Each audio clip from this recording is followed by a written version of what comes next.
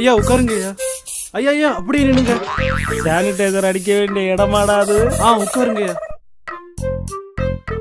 ஏன்டா மறுபடியும்? ஐயா கொரோனா வந்துடக்கூடாதுல்ல. கொரோனா என்ன கொல்லுதோ இல்லையா, நீ என்ன கொல்லாம இருந்தா சரிதான். எல்லாரும் வந்தாச்சாப்பா. லாஸ்ட் அவங்க வரல இவங்க வரலன்னு சொல்லக்கூடாது. ஊர் கூட்டம் ஆரம்பிக்க போகுது. எல்லா வருஷம் கிறிஸ்மஸை வந்து சிறப்பாக கொண்டாடுறது நம்ம ஒரு வழக்கம். இந்த கொரோனா காலத்தில் நம்மளுடைய இயல்பு வாழ்க்கையெல்லாம் ரொம்ப பாதிச்சிருச்சு. இருந்தாலும் நம்ம கிறிஸ்மஸை வந்து சிறப்பாக கொண்டாடாமல் இருக்கவே முடியாது. என்ன சொல்றீங்க? கிறிஸ்மஸ்னாலே நம்ம மனசுல முதல்ல ஞாபகத்துக்கு வர்றது குடில் தான். இந்த வருஷம் நம்ம குடில வந்து பிரம்மாண்டமா போடணும். அந்த பொறுப்பை யார் ஏத்துக்கிறா? என்னையா குடிலு? போன வருஷம் பக்கத்து ஊரை பாத்தீங்களா? சின்ன ஊரு, ஆட்களும் கம்மி. 1 லட்சத்துக்கு தான் குடில போட்டாங்க. கலக்குன்னு கலக்கிட்டாங்க. நம்ம 3 லட்சத்துக்கு செலவு பண்ணி என்னத்த கண்டோம்? ஒரு பேப்பர்ல நம்ம குடில் போட்டோ வரவே இல்ல. இருதாயி கொஞ்சம் அமைதியாயிரு. இந்த வருஷம் நாம தான் கலக்குன்னு கலக்க போறோம். பாப்போம். ஐயா, குடில் செலவை நான் ஏத்துக்கிடுறேன். என்ன பண்ணணுமோ பண்ணுங்க. 5 லட்சம் ரூபா நான் தாரேன். கோடிலுக்கு 5 லட்சமா? அங்கங்க சர்ச்சு கூட கட்ட வழி இல்லாம மரத்தடியில் ஆராய்ச்சிக்கிட்டு இருக்காங்க. ஏன் நிறைய பேர் குடிசை கூட இல்லாம ரோட்டோரத்தில் படுத்து கிடக்காங்க. இங்க குடிலுக்கு 5 லட்சமா? சரிப்பா, அவர் தான் குடில் செலவெல்லாம் ஏத்துக்கிட்டார்ல. அடுத்து என்னது? ஐயா ஆலயத்துக்கு வெளியே ஸ்டாரு சீரியலு. ஆமா. போன வருஷம் நம்ம வந்து டெக்கரேஷன் பண்ணி ஊர் ஃபுல்லா கலக்குன்னு கலக்கிட்டோம். இந்த வருஷம் சீரியலு ஸ்டாரு இதெல்லாம் யார் பொறுப்பேற்றுக்குவா? ஐயா அந்த பொறுப்பை நான் எடுத்துக்கிறேன். போன வருஷம் நான் கொஞ்சம் தான் கொடுத்தேன். நான் கொடுத்த நேரம் ஒரு கார் ஒன்று வாங்கிட்டேன். இந்த வருஷம் என்னமோ என்னால் முடிஞ்சது ஒரு 5 லட்சம் தந்துடுறேன்.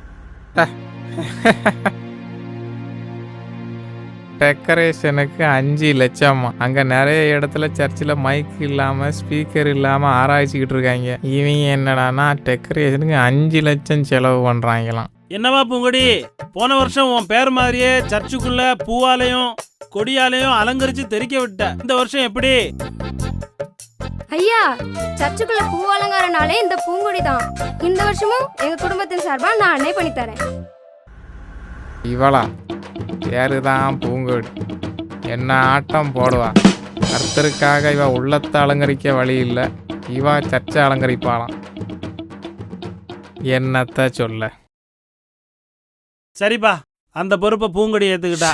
அடுத்தது என்னது? வான வேடிக்கையும் வெடியும் தான். இந்த வருஷமும் சிறப்பா செஞ்சிருங்க. அந்த பொறுப்பை யார் ஏத்துக்கிறா? நீதான் இந்த நாத்தத்துக்கு காரணம். வெளியே சொல்லிடாதப்பா. அன்னைக்கு நிறைய பொரிக்கடலை சாப்பிட்டேன். அதான் வயிறு கொஞ்சம் ப்ராப்ளம். என்னப்பா இங்க வெடியை பத்தி பேசிட்டு இருக்கும்போது அங்க என்ன குசுன்னு? நாங்களும் அது சம்பந்தமா தான் பேசிட்டு இருந்தோம்.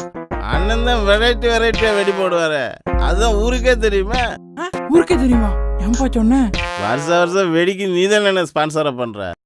ஐயா, நானே அந்த வானடிக்க பொறுப்பை எடுத்துக்கிட்டேன். சரி. வான வேடிக்கை ஆண்டவருக்கு முன்னாடி நீங்க காட்டுறது எல்லாம் வேடிக்கை தானப்பா. சரிப்பா, ரொம்ப நல்லது. அடுத்தது ரொம்ப முக்கியமான ஒரு காரியம். அன்பின் விருந்து 5 நாள் சாப்பாடு பொறுப்பை யார் ஏத்துக்கிறா? ஐயா, ஊர்ல அன்பின் விருந்துனாலே எங்க குடும்பம் தான் ஊருக்கு சாப்பாடு போட்டுட்டு இருக்கு. இந்த வருஷமும் 5 நாளும் 3 வேளை சாப்பாடையும் நாங்களே ஏத்துக்கிறோம். மண்ணாங்கட்டி இவா ஊருக்கு அன்பின் விருந்து வைக்க போறாளாம். அதுவும் 5 நாள். நேத்தான் போய் அவ வீட்டில் சோறு கேட்டேன். விரட்டி விட்டா.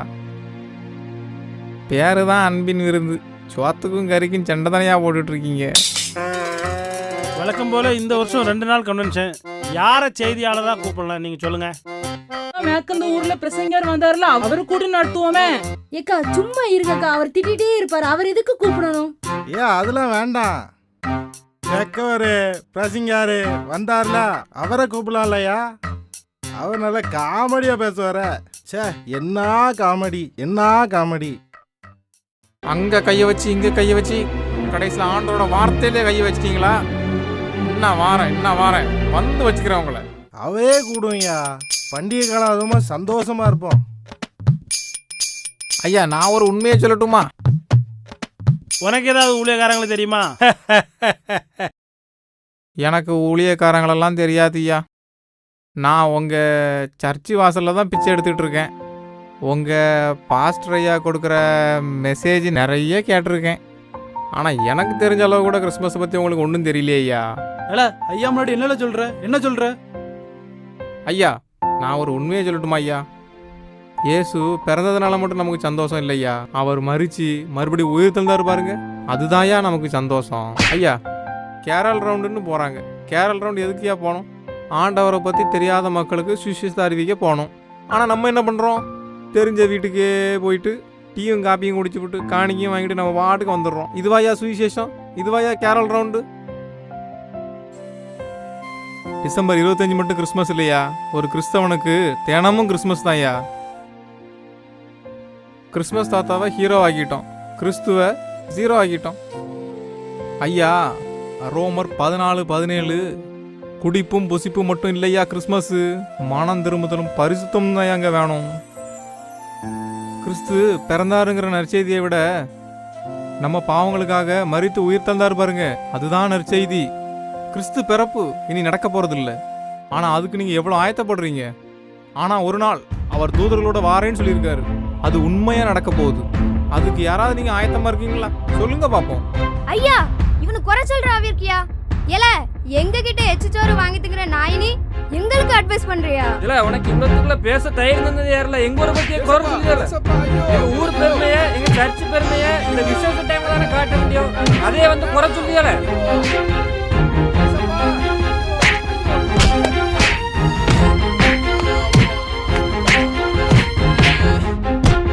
ஏய் இங்க வாங்கப்பா, செத்து போயிட போறான். கிறிஸ்மஸ் அதுமா ஒரு இளவு விழுந்துட வேண்டாம்.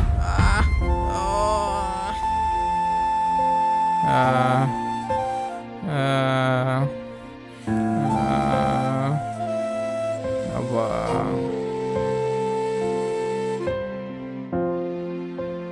இவன் கரெக்டாக தான் சொன்னான். அப்புறம் ஏன் இவனை அடிச்சான்? நான் போதையில் இருக்கேனா இல்லை இவனுங்க போதையில் இருக்கானுங்களா?